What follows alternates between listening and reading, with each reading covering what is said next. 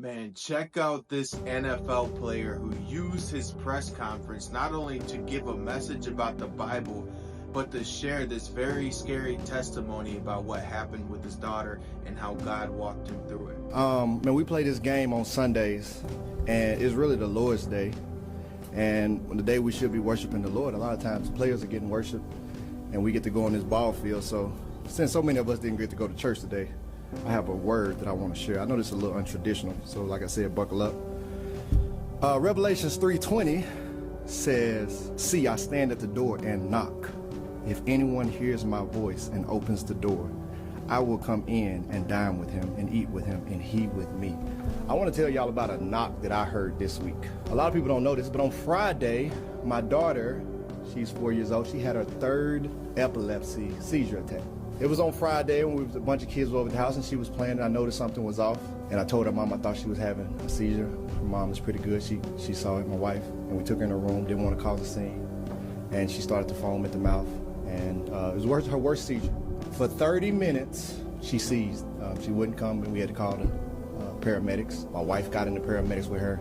I got behind them driving. You can imagine all the thoughts that's racing through your mind. The last sight you see of your daughter is she's totally out of it. Got to the hospital, and my wife told me that my daughter stopped breathing in the car twice. So I'm, of course, praying. We get to the hospital. They give her a bunch of medicine. They seizure stops. She's laying there. And at this point, if she seized for 30 minutes, you start to fear there could be development issues that could mess with her brain, or you're starting to think about her speech be slurred or anything. So we prayed, and she had medicine, and my wife and I had to stay overnight at the hospital. And in the middle of the night, probably about 3 o'clock, I heard a knock.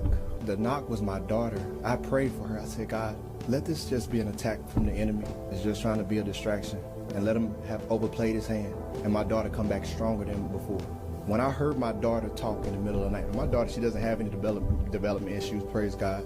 She doesn't have any slurred speech prior to this. She woke up talking clearer than she was talking before. Now, anyone who deals with epilepsy knows that it takes a few days for them to come back. You know, they usually can get back to normal wherever they were, but it takes a couple of days. They're groggy. It's a lot because what their body is like, it's like the TV just staticking in their brain. She was talking clearer than before, and it was 3 o'clock, and we heard her talking. We let her talk for about 20 minutes and said, "Hey, baby, it's nighttime. Let's go back to sleep."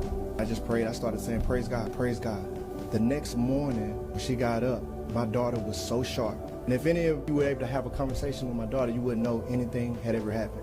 We had a birthday party for my 7-year-old daughter. That day, she got to be released from the hospital, and she came back home, and it was as if nothing was happening. She was playing with the kids the day before, and she had the worst seizure that she had ever had. And the next day, she's back out there playing with the kids. Now, of course, we can't let her get overstimulated. We have to keep bringing her in, have to keep cooling her down. But when I tell you, I got a chance to hear a knock from God. And what I want to share is we get to play this game, and it's great. And there's so many amazing things that happen in that game, and everybody wants to hear about it. But when we leave this game, we go back to being regular people. People are living life, and people are waiting for a knock. And the word says who Jesus is, he's knocking at the door. All you got to do is get up. And so on the way, man, I'm nervous, but I'm praying, and I'm trusting, and I'm believing. And I'm asking for my daughter to make it through. I'm asking that she's better than before. And God gave me just what I asked for, plus some. I was blown away. And at that point, I knew, well, the game is going to take care of itself. My knock had already been answered. And I just want people to know, like, if you got stuff going on in your life, lay it before the Lord. Lay it before the Lord and trust. And be expecting of a knock, because the word says what you have to do is you have to get up and open the door. He's not going to open the door for you. He's going to knock, but you have to be listening and waiting for the knock. And when you see it, you have to get up and open.